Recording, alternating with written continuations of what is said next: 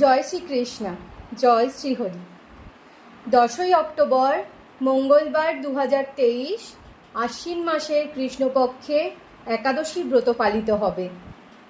এই একাদশীর নাম ইন্দিরা একাদশী। চান্দ্র আশ্বিন মাসের একাদশী এটি।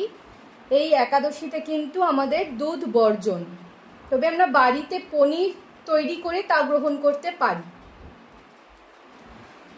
এই ইন্দিরা একাদশীর যে ব্রত কথা, তা অবশ্যই একাদশীর দিন সকলে শুনবেন বা পাঠ করবেন। মহারাজ যুধিষ্ঠির বললেন, হে মধুসূদন, আশ্বিন মাসে কৃষ্ণপক্ষী একাদশীর কি নাম তা কৃপা করে বলুন। শ্রীকৃষ্ণ বললেন, হে রাজন, আশ্বিন মাসের একাদশী ইন্দিরা নামে পরিচিত। এই ব্রত প্রভাবে মহাপাপ বিনষ্ট হয়। এমনকি কর্ম দুর্বিপাকে যারা নিম্নজনী লাভ করেছেন, সেই পূর্বপুরুষদেরও উত্তম গতি প্রাপ্ত হয়। এই একাদশীর মাহাত্ম্য শোনা মাত্রই সামবেদীয় যজ্ঞ ফল প্রাপ্ত হওয়া যায়। হে রাজন, মাহিষ্মতি নগরে ইন্দ্রসেন নামে এক প্রসিদ্ধ রাজা ছিলেন।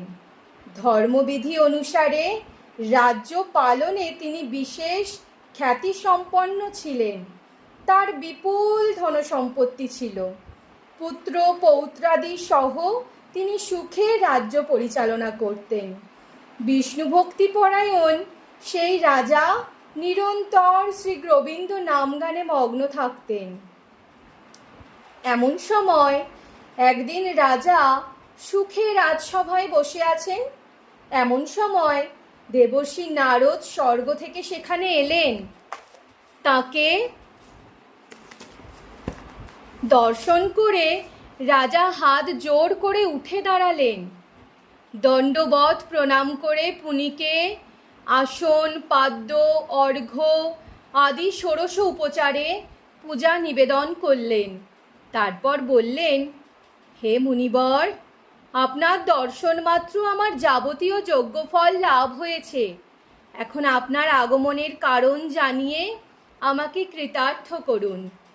দেবর্ষি নারদ বললেন, হে মহারাজ, অতি বিস্ময়কর এক কথা শ্রবণ করুন। আমি এক সময় যমালোকে গিয়েছিলাম। সেখানে যমরাজের সভায় বহু পুণ্যকারী আপনার পিতাকে দেখলাম।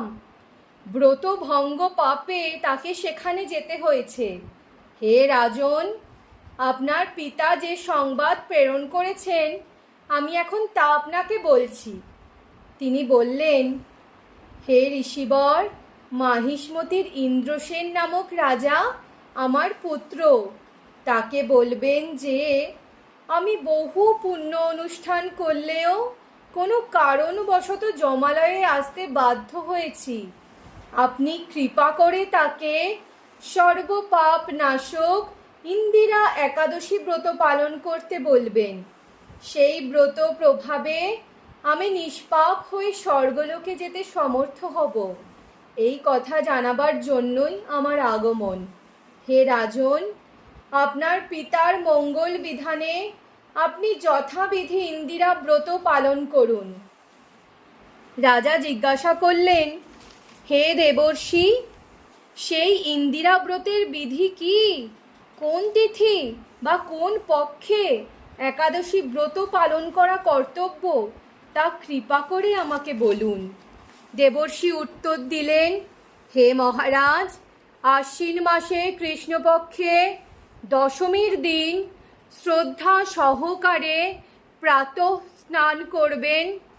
মধ্যাহ্নে ভক্তি ভাবাপন্ন হয়ে পুনরায় স্নান করবেন এবং রাত্রিকালে ভূমিতে শয়ন করবেন।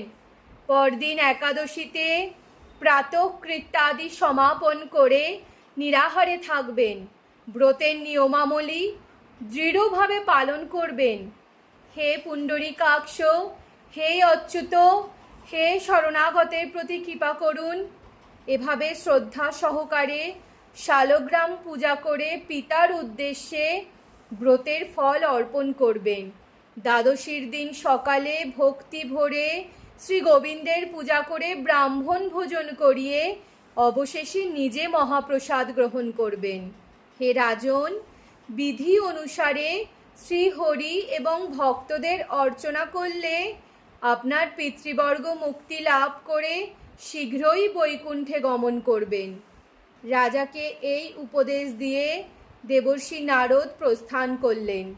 রাজা ইন্দ্রসেন মুনিবরের উপদেশ অনুসারে পুত্র পরিজন সহ ভক্তি সহকারে এই ইন্দ্রিয়াবতের অনুষ্ঠান করলেন। তখন দেবলোক থেকে পুষ্পবৃষ্টি হতে লাগলো এবং তার পিতাও বিষ্ণুলোকে গমন করলেন। তারপর রাজা ইন্দ্রসেন নিজ পুত্রকে রাজ্যভার অর্পণ করে নিজেও বিষ্ণুলোকে ফিরে গেলেন।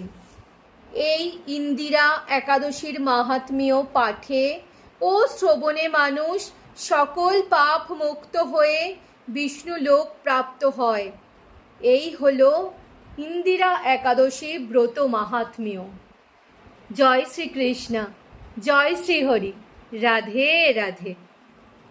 আপাতত সকলে ভালো থাকুন, সুস্থ থাকুন। আবার কথা হবে, দেখা হবে। জয় গোপাল।